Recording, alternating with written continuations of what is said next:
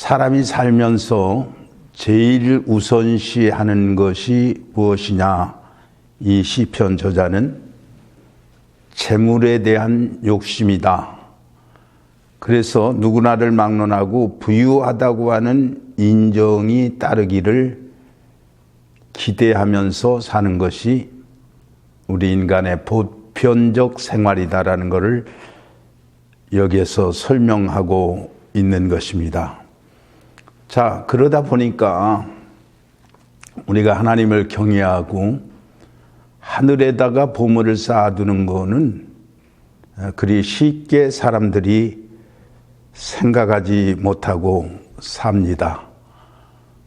토지를 자기의 소유로 등기를 해놓고 자기의 자손에게 남겨주려고 하지만 또한 그것도 허사가 된다라고 이 시편 저자는 말을 하고 있는 것입니다. 이 시편 저자는 고라자손이라고 했는데, 그래서 다른 사람이 치부해서 그 집 영광이 더할 때 너는 두려워하지 말라. 왜? 그것은 잠깐 사이에 아무것도 아닌 것으로 전락되어져 버리기 때문에 그러하다는 말이에요. 그리고 이런 사실을 깨닫지 못하는 자는 멸망하는 짐승과 같도다. 읽은 말씀대로 그렇게 기술해 놓았습니다. 여러분, 우리 인생이라고 하는 것은 장구한 것 같지만 매사에 삶의 타이밍이 있다 하는 것을 먼저 알아야 되는 것입니다. 인도의 교육학자 케일리라고 하는 사람은 현대인에게 세 가지 정신적 제약이 있다, 그렇게 말을 했습니다. 첫째는 모르면서 배우지 않는다는 것입니다. 자신이 많은 것을 아는 것처럼 자처하지만 정말로 배워야 할 것은 배우려 들지 않는다. 이것이 악이라. 둘째는 알면서 가르치지 않는다는 것이에요. 귀한 진리가 있을 때 이것을 다른 사람에게 가르쳐야만 되는데 더 많은 사람이 알아가도록 가르치지 않는 죄를 범하고 있다, 그렇게 말을 했고, 세 번째는 할 수 있으면서 행하지 않는 것이다. 아는 것도 많지 않지만 그 아는 것마저 행하지 않는 이 세 가지의 죄를 짓는다고 하면서 거기에 하나 추가를 하는데, 그것은 시간에 대한 개념입니다. 다시 말해서 배운다는 것도 가르치는다는 것도 항상 때가 있는 것이 아니다는 말이에요. 그 시간대를 놓치게 되면은 가르치지도 못하고 배우지도 못하게 되어지는 것입니다. 그래서 그 기회를 잃어버리는 누를 범하고 있다고 그렇게 말합니다. 이보다 더 큰 비극은 뭐냐면 자신을 잃어버린다는 거예요.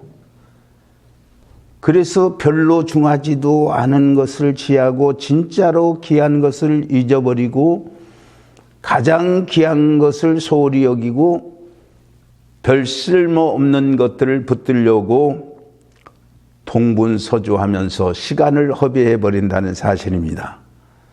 그런데 이렇게 자신이 시간을 허비해 가면서 인생을 소모해 가면서도 내가 지금 이 시간, 인생을 소모하고 있다는 사실을 스스로 깨닫지 못한다는 사실이에요.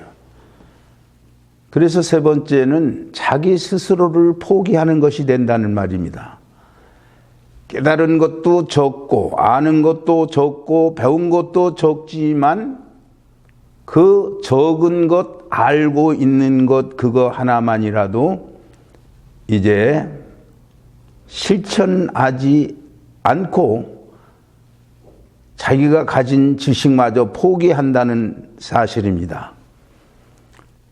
여러분, 오늘 우리에게 자주 들려지는 이 방송에서나 신문에서 볼 수 있는 것이 자살이라고 하는 말을 많이 듣습니다.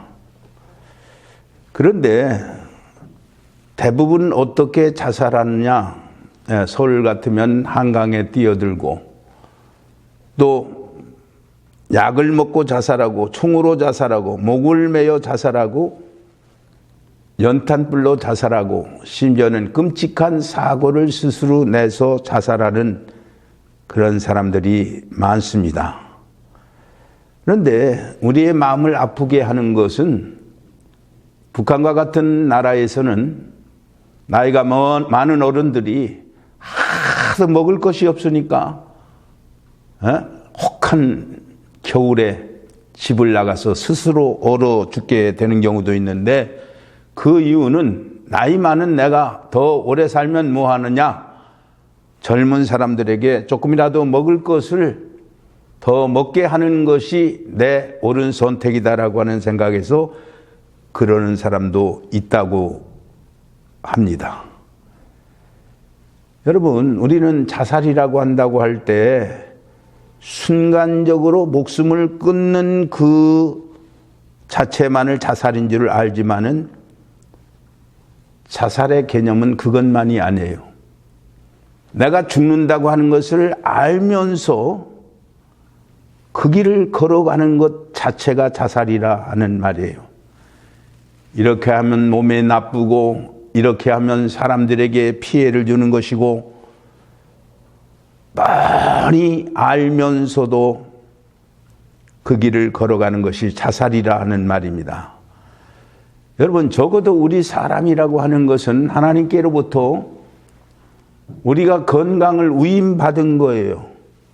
이것을 먹으면 좋고 저것을 먹으면 나쁘다고 하는 것을 기본적 상식을 주셨는데 이거를 무시한단 말이에요. 여러분, 동물들도 가만히 보세요. 소가 아무 풀이나 뜯어먹는 것 같지만은 그렇지 않아요. 먹을 풀과 먹지 않을 풀을 골라서 먹고 삽니다. 그런데 하물며 우리 인간이 어떤 것을 먹고 어떤 것을 버려야 되는지를 다 알면서도 그것을 골라서 먹고 버릴 걸 버리지 않는다고 하는 그 자체가 자기 생명을 포기하는 것이 된다는 말이에요. 좀 더 망각되는 것이 아니라 이제 망각해버리게 된다는 말이에요. 미처 몰라서 그렇게 하는 것이 아니라 일부러 그렇게 하고 있다는 말이에요. 고의적 타락을 하고 있다는 말입니다. 여러분, 사람이 그럴 수 있느냐? 아니다 하는 말이에요. 일부러 그러는 것이에요. 옛날에는 죄를 지어도 정말 어쩔 수 없어서 폭력을 저지르든지 어찌하다 부득이 그런 결과를 가져오는 때가 있었는데, 요즘에는 고의적으로 남의 생명만을 생각하는 게 아니라 내 생명도 살고 싶지 않은 그런 행동으로 자살 행위를 독촉하고 있다는 말이에요. 이것이 살인 행위입니다. 인생에 있어서 인간됨이라고 하는 것은 깨달음에 있는데, 그 행복은 어떤 가치관을 가지고 살아가느냐에 달려 있는 것입니다. 소유에 있는 게 아니에요. 어떤 깨달음을 가지고 살아가느냐에 그 사람 평가가 되어지는 것입니다. 적어도 우리는 아는 것만큼 행할 수 있어야 됩니다. 나쁜 길이면 그 길로 가지 않는 인격이 되어야 되는 것입니다. 그것이 나쁘다고 하면 안 먹어야 되는 것입니다. 그런데 나쁜 것을 뻔히 알면서도 그 길로 걸어가는 것은 거짓일 뿐 아니라 그 행위는 비인격적이요 비인간적이라는 것을 우리는 알아야 되는 것입니다. 우리 인간은 고민이 있습니다. 그러나 우리 인간이 고민을 할 줄 알기 때문에 인간답다는 것을 알고 그것이 인간의 아름다움이라는 것도 우리는 알아야 되는 것입니다. 그래서 고민의 결과가 어떻게 되느냐? 그런 의미에서 사람에게 상당한 깨달음을 주게 되는 것입니다. 오늘 본문의 내용은 너무나 쉬우면서도 절실한 교훈이 있습니다. 20절의 말씀 읽은 대로 깨닫지 못하는 사람은 멸망하는 짐승과 같도다. 이 깨닫지 못하는 사람은 짐승에 불과하다라고 말하고 있는 것입니다. 저는 지난주에 미국에를 다녀왔는데 여러 코로나 문제 또 출타 문제들이 복잡하지만은 LA에 있는 목사님이 목사이자 의사인데 이분이 췌장암 4기 판정을 받았다는 거예요. 여러분, 췌장암이 어렵지만은 4기가 되면은 의사들도 치료 불능한 것으로 생각을 합니다. 근데 이분도 췌장암 4기가 되었다고 하니까 이게 걱정이 돼가지고 의사로 하여금 뭐 이것저것 신경 쓸 필요 없이 항암 주사 맞느라고 고생할 것 없이 편하게 그저 식구들하고 사는 것만큼 살다가 이제 정리하는 마음으로 이 인생을 그렇게 살았으면 좋겠다는 얘기를 한 거예요. 그래서 깜짝 놀라서 다른 큰 병원에 갔더니 똑같은 얘기를 합니다. 세 번째 병원에 갔더니 똑같은 얘기를 하는데 이분이 의사이니까 내가 죽는 건 죽는다 하더라도 그러면 치료나 해보고서 죽겠다는 생각에서 항암 치료를 받았는데 이 췌장암은 살이 계속 빠지는데 시간이 경과해도 빠지지 않는 거예요. 그래서 다시 한번 CT 촬영을 해봤더니 췌장에는 이상이었고 위에 이렇게 암이 진전되어 있는 것을 발견해가지고 의사들이 깜짝 놀란 거예요. 다 사진으로 증명을 해서 몇 군데나 거쳤는데도 이렇게 촬영을 해보니까 그야말로 암의 위치가 췌장이 아닌 위장이라고 하는 이 변형 앞에 당혹스러워했습니다. 그런데 이분이 뭐라고 얘기하느냐면 자기는 젊은 날에 미국에 와서 의사도 되고 목사도 되고 또 아내가 교회를 이렇게 개척해서 목사로서 많은 일을 하지만은 여러 가지 자기 나름대로의 신앙관이 다르고 여러 사역에 대해서 이 목회관이 달라가지고 많은 마음에 섭섭함이 있었는데 이 병상에서 하나하나 회개하고 하나님 앞에 내가 잘못 살았다. 그래서 병상 속에서 깊은 고통을 이제 생각하면서 크게 회개를 하게 되었는데 어쨌든 이렇게 기적이 일어난 거예요. 그래서 제가 전혀 이거 일어날 수도 없고 대화도 제대로 할 수 없는 것으로 생각해서 갔는데 이렇게 기적적으로 이렇게 의로 전이된 거지 췌장암은 아니라고 해서 그분이 치료도 제대로 못 받을 줄 아는데 저하고 같이 그 탐스프링이라고 하는 이 온천과 거기에 이제 산에 3,000m 이렇게 가까이 되는 그런 산에 오르내리는 그런 잠깐 동안이라도 이렇게 정말 서로 시간을 가지게 되는 그런 경험을 했습니다. 그래서 병문을 왔다가 산을 오르고 밑은 여름이지만은 위에는 눈이 하얗게 그 쏟아진 쌓여져 있는 그 산을 오르내리면서 이제 기념사진까지 찍었어요. 여러분, 우리 인간이라고 하는 것은 무엇이 중요하냐면 깨달음이 중요한 거예요. 사건에 부딪혀서 그대로 당하는 것은 짐승이고 사건에 부딪혀서 깨달음이 있고 회개가 있고 내 인생을 돌아볼 수 있는 사람은 높은 인격을 가진 사람이라는 말이에요.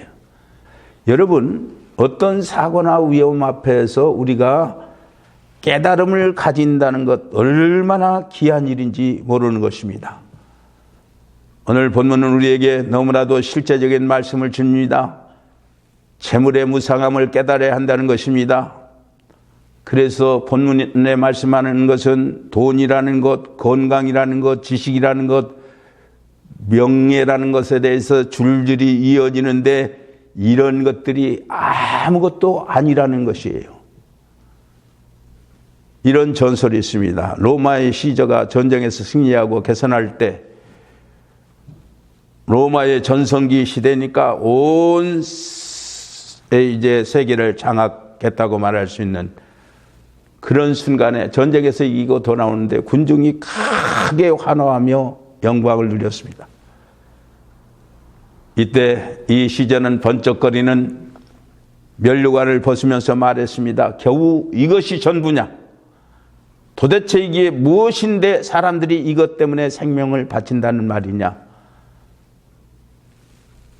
이렇게 말을 했다고 합니다. 여러분, 우리는 끝을 알고 시작할 것입니다.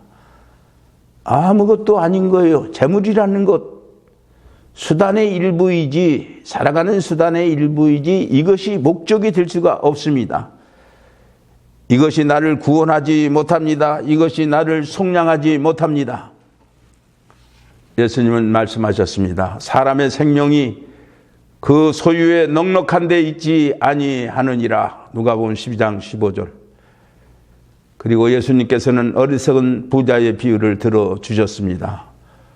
어떤 부자가 많은 재물을 쌓아 창고에 넣어 놓았습니다. 그는 스스로 애쳤습니다. 오랫동안 먹고 마시고 즐기자. 그런 때 하나님께서 웃으시면서 말씀하십니다. 오늘 밤 내 영혼을 취할 것이다. 그러면 내 재산은 누구의 것이 되겠느냐? 대단히 중요한 말씀입니다. 여러분, 재산은 생명을 구속하지 못합니다. 더 할 것은 우리가 재산을 자손에게 물려주려고 하지만은 사실 재산은 자손에게 물려줄 수도 없어요. 돈은 물려줄 수 있지만은 돈의 가치를 물려주지 못하고 돈의 중요한 느낌을 물려주지 못하고 돈으로 인해서 행복감을 물려주지 못합니다. 어떤 사람 하나가 환상 중에 지옥에 가봤더니 웬 아버지가 먼저 와 있는 거예요. 그 다음에 또 아들이 왔다고 합니다. 부자가 지옥에서 만나게 됐는데 아버지가 기가 막힌 얘기를 합니다. 야 이놈아, 내가 너 잘 살게 해주려고 이렇게 지옥에 떨어지도록 불의한 재물을 모으고 못할 짓까지 다 해서 지옥에 왔는데 내가 어쩐 일이냐? 아들이 뻔뻔스럽게 이렇게 대답합니다. 아버지, 차라리 내가 가난했더라면 정직하게 살았을 것을 아버지가 돈 많이 주었기 때문에 허랑방탕하다가 여기까지 온 것 아닙니까? 나는 아버지 때문에 여기까지 왔습니다. 그러니까 아버지는 아들 때문에 지옥에 갔고 아들은 아버지 때문에 지옥에 가서 부자 간에 상봉했다는 얘기예요. 자, 보세요. 하는 짓들이 꼭 이렇단 말입니다. 이것이 남의 얘기가 아니에요. 왜 이렇게 시끄러우냐면 전부가 물려줄 수 있다고 생각했기 때문에 그러하다는 말이에요. 탈무드에 아주 평범한 이야기가 있습니다. 사람이 태어날 때는 주먹을 쥐고 있다. 모든 것을 가지려고 하는 것처럼 주먹을 쥐고 태어난다. 그런데 이상하게도 죽을 때는 손을 펴고 있다. 아무것도 가져가지 못함으로 손을 펴게 된다라고 이 상징적인 교훈을 주었습니다. 여러분, 우리는 죽음에 대해서 세 가지 사실을 잊어서는 안 되는 겁니다. 첫째는 죽는다는 것. 죽는다는 한계 속에서 내가 세상을 산다는 것. 둘째는 다른 사람의 죽음을 보면서 내 자신이 죽을 것이라고 생각해야 된다는 말입니다. 70억 인구 가운데 매년 5, 6천만 명이 죽고 매 초에 2, 3명이 세상을 떠나게 되는데 내가 차례가 되지 않는다고 억지 쓸 이유가 없다는 말입니다. 세 번째는 대개 보면 죽는다는 것까지는 인정하지만은 내가 죽는 날이 오늘이 될 수 있다는 것을 모릅니다. 그러나 오늘 우리는 죽음이 오늘이 될 수도 있고 내일이 될 수도 있다. 그래서 오늘 하루 사는 이 순간이 이 세상에서 행복한 날이라는 것을 생각하고 하루하루를 살아가는 것이 이것이 인생의 존귀한 삶이 되는 것입니다. 하나님의 형상으로 지어졌고 은혜 안에 있고 깨달음이 있기 때문에 그렇습니다. 은혜를 깨달을 수 있는 능력이 있는 것, 이것이 인간이 존귀함입니다. 하나님의 약속을 바라보며 살 수 있기에 우리 인간이 행복합니다. 하나님의 뜻 안에서 쓰임받는 생의 의미를 알 수 있는 것, 이것이 큰 축복인 것입니다. 그래서 나의 나된 것은 하나님의 은혜라는 것을 깨달아야 되는 것입니다. 여러분, 결혼하는 사람들을 봅니다. 그런데 결혼을 해서도 깨달음이 있는 사람은 순간순간 행복합니다. 깨달음이 없는 사람은 남북이 부러운 형편에 있는데도 본인은 괴롭습니다. 여러분, 십자가의 은혜를 성령 안에서 매일매일 확인하면서 살아갈 수 있으시기를 바랍니다. 그런 거로 오늘 이 시간이 가장 중요한 날이다. 오늘이 가장 행복한 날이다. 오늘에 다시 하나님의 귀한 사랑을 확증하면서 우리가 살고 있을 때 행복이 주어지기 때문입니다. 사실 우리는 위험한 시간에 살고 있습니다. 그러나 우리는 하나님의 능력과 은혜 안에 오늘을 살고 있습니다. 이 깨달음 있는 사람이 행복한 사람입니다. 여러분, 짐승같이 살지 말고 하나님의 은혜를 깨닫고 돈이나 건강이나 이 모든 것은 지나가고 하나님 앞에 심판대가 있다는 것을 기억하면서 살아가는 축복이 있으시기를 주의 이름으로 기원드립니다.